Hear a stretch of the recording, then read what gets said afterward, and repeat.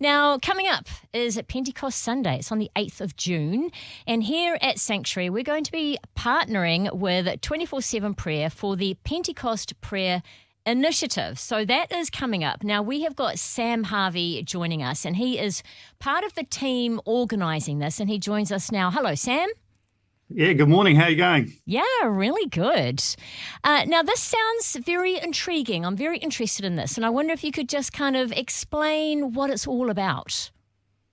Yeah, well, 24/7 Prayer has been going for 25 years around the world, and it started, with a bunch of people that were keen to really learn what it looks like to pray. Yeah. And they just began to pray day and night. And Pete Gregg, who's the founder of the organisation, said that God sneezed and the thing went viral. And so there's kind of been night and day prayer happening for 25 years now. It's amazing, isn't it? Yeah. It's incredible. It really is. I mean, back then you had to go to South Korea to find anyone praying throughout the night. You know, no one was doing this. And so and I think in the Western Church, we've struggled a little bit when it looks, in terms of the priority of prayer that we only see in Jesus' life or in the early church. Yes. So we began as an organisation in New Zealand beginning of last year, and we were trying to work out, like, what would it look like to serve the church in this way? And we were praying, as you'd hope, as a prayer movement, and us saying, God, what are you calling us to do? And we felt quite clearly this sort of prompt to go back to the original gangster prayer room, like the original prayer room. So in Acts 1:14, it says that the disciples prayed night and day into the day of Pentecost. And so we were like, how about we give that a try? And last year we ran it for the first time. We had no money, no database, no social media following. And the thing went a little viral as well. And we had over 100 churches praying night and day into the day of Pentecost, asking God to, revive our church and to rewire our culture that would see God's kingdom come and His Spirit poured out afresh. That's amazing, that it's gained that much traction that you're able to do it another year ahead. So I think, that's pretty cool that there is that much interest in this. Yeah, we'd love to see this happening every year. We'd love to see this part of the church calendar. The Church New Zealand prays into the day of Pentecost, united together. Yeah. Seeking God in a radical way, night and day prayer. Yeah. Now, Sam, we fully believe in what you're doing. It's a wonderful, wonderful ministry, and we would like to encourage our listeners to get behind you and find out more. So where could they go to get more information, brother? Well, if anyone Googles 24/7 Prayer New Zealand, you'll see that we've got all sorts of information on our website, all the things that you'd need. And we've got a great team, including myself, who would just love to Zoom or catch up with anyone that's interested in partnering with us as we do this initiative. So how do people get involved? I mean, are you asking people to pray? Are you asking people to go to prayer rooms? Are there conferences? What does it look like?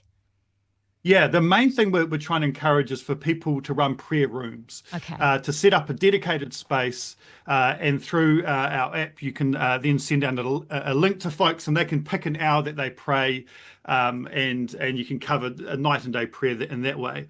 And so there's three ways that we're encouraging churches to get involved. Either they could run, 24 hours somewhere in that 10 days, and so we just did this a couple of weekends. You only need 12 committed people to do night and day prayer. You actually don't need a whole lot of folks. And so they could run 24 hours. Some bigger churches around the country are choosing to do the 10 days. There's actually a real movement of prayer stirring in the Western Church, and certainly here in New Zealand. So there's churches like the Street Church in Wellington or Grace Vineyard in Christchurch are actually going to be doing 21 days of prayer into Pentecost. That's awesome. But the thing that I'm really passionate about, and I love seeing, is when churches unite together with one prayer room. So we do that. I'm a church leader in Napier, and so all of the churches in our city get together to pray night and day for 10 days in this prayer room, but all the churches use one prayer room, and all the different members of their congregation book different times within that. And last year we covered the 10 days actually very, very easily. And there's something wonderful about driving at 2 a.m. to a prayer room to seek God, to pray. They're more contemplative places than sort of loud places.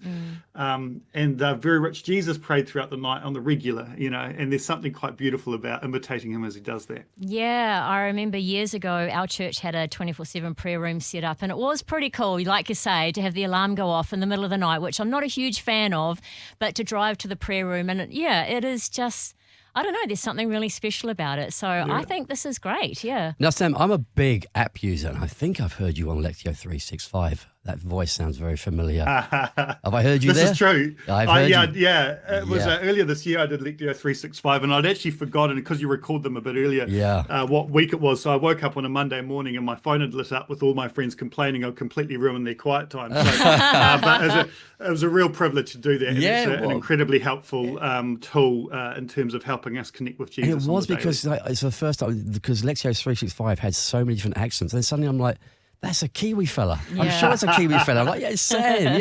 Yeah. Wonderful to actually put a face to the name, brother. Yeah. And the interesting thing is they had to edit a couple of things because of the Kiwi kind of language that we use. They had to like push back and tell me I couldn't say certain words like stoked Oh, because really? the international audience wouldn't perhaps understand that. Yeah.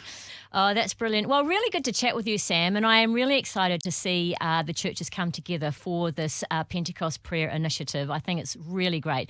So if you are listening now and you want to know more about it, just Google that, because the website is not the easiest to remember. So just Google it. You'll come across it nice and easy. But thank you so much, Sam. Really great to have you on this morning. Thanks, brother. My pleasure. Thank you, guys. Cheers.